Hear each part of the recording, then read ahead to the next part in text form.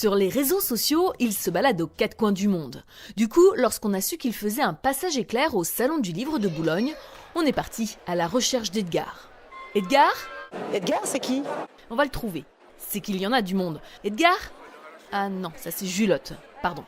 Edgar ? Mais qui est Edgar? Edgar, pour en parler, il faut retrouver son papa, Phil Garcin. C'est pas lui. Et Phil Garcin, on l'a retrouvé en pleine dédicace. Alors, Edgar, de quoi s'agit-il ? L'histoire d'Edgar, c'est l'histoire d'un enfant qui se prénomme Nathan, qui va se faire offrir un cadeau un peu particulier, on va dire, par son père. Et suite à ce cadeau, il va lui arriver plein d'aventures. Nathan ? Mais on croyait qu'il s'agissait d'Edgar. Enfin, c'est noté sur le livre quand même. Edgar, c'est un des personnages du livre qui reste aujourd'hui mystérieux. Il faut lire le livre pour savoir qui il est, mais voilà, c'est un personnage essentiel du livre en tout cas. Alors pour savoir qui est Edgar, on a demandé à quelques passants bien informés.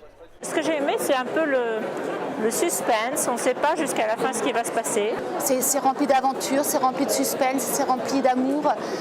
Ça donne une belle leçon sur la vie. C'est aussi une histoire aussi d'amour entre cet enfant et ses parents. C'est un voyage initiatique, oui, effectivement. Il y a une très belle spiritualité dans ce livre. Et Edgar dans tout ça ? Je peux pas le dire. Je vois un jeune homme avec des plumes. À quoi ça me fait penser aux Indiens? Si je vous dis pourquoi il y a une plume, je vous dévoile une partie du livre. Bon, décidément, on n'en saura pas plus.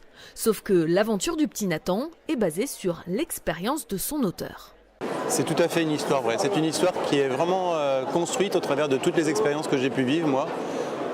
Au travers d'un nombre de voyages que j'ai pu faire en Amérique du Nord, en Amérique du Sud. Et j'ai été rencontrer des civilisations qui m'ont permis d'aller expérimenter des choses. C'est un livre qui est un parcours initiatique en fait. Un voyage initiatique qui pourrait devenir un voyage introspectif, le vôtre.